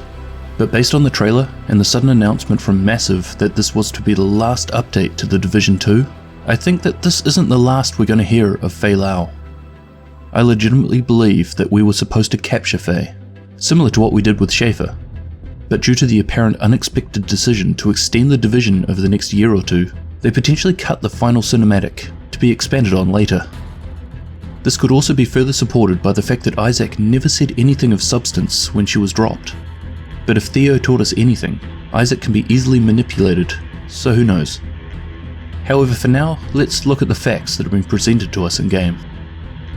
Faye lost her sister due to inadequate JTF resource to look after the settlements. Faye captures and interrogates Cersei. Aaron Keener is killed, followed shortly after with Faye being found out as rogue. Barton Schaefer is captured by the Division. Faye locates President Ellis and executes him, blaming it on the Division. Faye is found and potentially captured by the Division. Then there is the last comms that we received from this manhunt, that leads to the idea that Faye is working as an undercover rogue agent. I know. You hate me. You never trusted me. You probably never liked me and only moderately tolerated me. It's okay. That's okay. We didn't have to be friends. And I know you probably think I'm a bitch, though you would never actually say that. Not to my face, at least. I think the reason we never really got along is we're too similar. We're stubborn, we care too much, and frankly, we're both pretty guarded people. We've both lost people, and we didn't deal with that as well as we could have, I guess, but I hope that when I'm done, you'll understand why I did what I had to do. I don't expect you to agree with it, but I hope you understand. I'm not sorry it went down like this, but I'm sorry I couldn't tell you why. Hey, Roy. This is hard. For me, this is probably the hardest thing I've ever had to do. You trusted me, and I loved you for that. It broke my heart having to keep secrets like this from you, but I knew if I told you what I was planning, you would try to stop me. And if you tried to stop me, there is no way I could have gone through with any of it. There's no way I could have interrogated Alicia, or met Schaefer, or gone with him. But I had to do this, Roy. I had to. We were losing. We lost the authority. We lost the trust of the people we were trying to protect. Without trust, we have nothing. It doesn't matter how many good or bad things we do if no one trusts you to get the job done. And with Schaefer and Ellis, we lost the legitimacy. We lost the ability to say we are on mission. Hell, the only one who agreed we were still on mission was Isaac. I knew what I had to do. All I needed was access, and I couldn't get that unless I joined them, or at least unless I could make them believe I joined them. I'm sorry I couldn't tell you why. I'm sorry I had to break your trust like that. But I hope, I pray, you'll forgive me someday. If you don't, I might have to come haunt your ass until you do.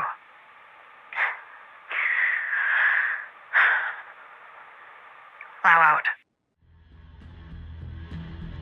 Though, if this is true, and she is simply going through all of this to take down the Black Tusk asset, President Ellis, why did she blame his death on the Division? This leads me into two different trains of thought. Ellis is the one responsible for having the JTF abandon the quarantine zone not long after the initial outbreak. This in turn led to many Division agents going rogue, with one notable agent in particular, Aaron Keener. Faye blames Keener for his part in the death of her sister, and Alice's part in putting Keener in that position. The Division is the last organisation with any ties to the old government, giving them claim to determine what's right and wrong. It's no secret that Faye isn't a fan of the way that Isaac operates, but considering everything that's happened, perhaps Faye has finally lost hope in the government and the SHD too. She has come to the conclusion that the Strategic Homeland Division is a failed initiative, and that with all the freedom they are given, they still don't have enough wriggle room under the guidance of Isaac to do what is needed. I don't necessarily think she believes that the Black Tusk are the answer, but now that Schaefer has been captured, she decided to seize the opportunity and kill two birds with one stone. She would execute Alice and bring down the SHD. As witnessed in Warlords of New York at the Haven settlement, trust in the Division is already pretty low. The general public is sick of watching these agents do what they want, and eventually turning rogue and working against them. With Faye blaming the death on the Division, that should be enough to push the remaining settlements over the edge, and without the support of the people, the agency would collapse. This would basically put the Division agents in a position of becoming rogue agents. Whether Isaac has flagged them as rogue or not is redundant. In the eyes of the people, they are no longer allies put in place to save what remains. However, I don't think having each of the agents hunted down and killed is what Faye actually wants. This is likely just a side effect of what she has done. She may have just deemed this as acceptable collateral damage in her mission of putting the final nail in the coffin for the old US government and the SHD. In fact, maybe she was hoping that they would regroup with her later on, no longer under the SHD control. Alternatively, the second and probably my preferred direction, Faye hasn't lost hope in the government, and she still strongly believes in the Division's mission of saving what remains. But over time, watching this determined and well-funded new enemy, and the remaining agents around her either being killed or turning rogue joining the Black Tusk ranks, she's come to the conclusion that they are fighting a losing battle. The only one left in the government is corrupt and has joined the other side. The chain of command is already broken. It was up to her to take him down before he was used to bring the general populace over to their side. Faye would go undercover and eliminate Alice after gaining their trust. She had to do this alone. Firstly, she didn't know who she could trust anymore, and those she could, like Benitez, wouldn't allow her to do this on her own. But she had already lost enough loved ones, and didn't want to be responsible for more of their deaths on her hands. The reason she blamed Alice's death on the Division agents was to keep her cover from being blown. After all, Schaefer had already been captured, but Natalia Sokolova was still out there, and while she was still around, the Black Tusk are a threat to the country. Yes, this means that the Division has now been burned, but as she had seen them as only losing ground to this invading force, it was a sacrifice she had to make. On top of this, given that they are now rogue agents, she may be able to bring more of them undercover into the BTSU to help in her mission, especially once Benitez and Rhodes receive her message. Failau decided that it was up to her to do what no Division agent was able to, and that the only way to do this was to go rogue, join up the Black Tusk, and take Alice and the rest of its leadership down from the inside.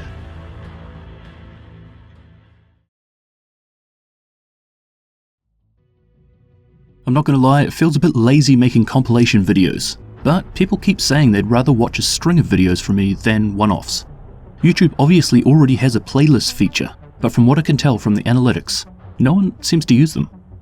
I almost did a compilation for the whole of the Division 2 story, but that would have been over 10 hours long, plus a lot of the videos are somewhat obsolete as the story has progressed. Anyway, I hope you found this informative, and I'll catch you in the next one. Cheers!